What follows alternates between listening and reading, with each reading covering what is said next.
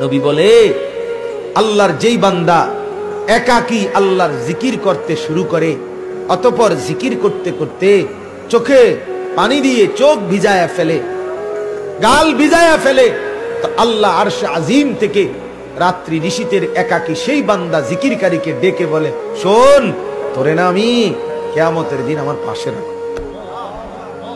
তুই আমার আরশে আমার লগে বইবি, কাঁদিস না, তুই কাঁদ, তোর চোখের পানি আমি কদর করলাম, যা।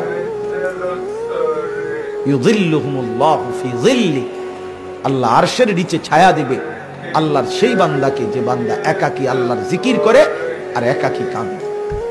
ফাফাদাত আইনা, চোখ ভাষায় কেঁদে কেঁদে। আল্লাহ আমাকে তৌফিক, আমাকে তৌফিক।